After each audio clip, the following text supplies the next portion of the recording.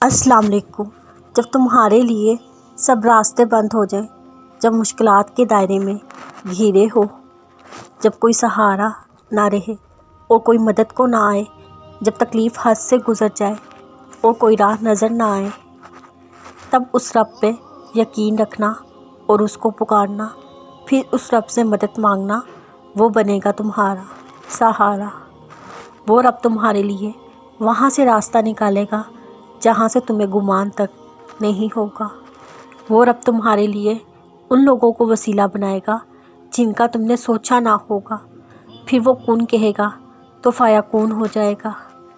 پھر جب اس کی رضا میں راضی رہو گے تو پھر اپنے لیے بہت سے معجزے پاؤ گے۔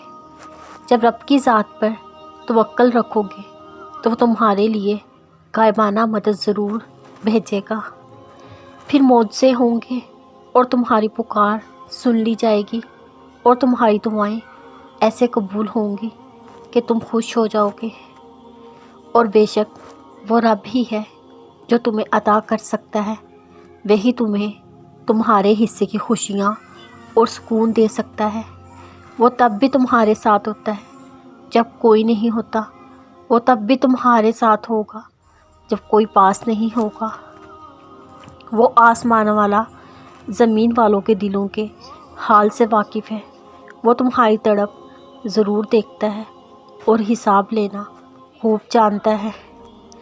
اگر کسی نے برا بھی کیا تمہارے ساتھ تو تم پریشان نہ ہونا، وہ رب ہے نا تمہارا محافظ، وہ کن فرمانا خوب جانتا ہے۔ کسی نے دل بھی دکھایا ہے نا تو بھی اپنے رب پر چھوڑ دینا، اس رب کے ہر فیصلے عدل پہ ہوتے، وہ پوچھنا خوب جانتا ہے۔ اگر کسی نے اتنا تڑپایا ہے کہ تم ٹوٹ کے بکھر گئے ہو تو بھی یقین رکھو رب پر، جس نے تمہیں تڑپایا کل اس کے ساتھ بھی وہی ہوگا، کیونکہ وہ مکافات عمل کرنا خوب جانتا ہے۔ دیکھنا بہت جلد حکم ہوگا رحم کا اور لکھی ہوئی تقدیر تمہاری خواہش کے مطابق بدل جائے گی۔ قرآن گواہ ہے معجزوں کا، تم کیوں اللہ سے مایوس بیٹھے ہو؟ خدا لے کر بھی آزماتا ہے اور دے کر بھی۔ اللہ جسے چاہتا ہے خاص کر دیتا ہے۔ سن رکھو، اللہ کی یاد سے دل آرام پاتے ہیں۔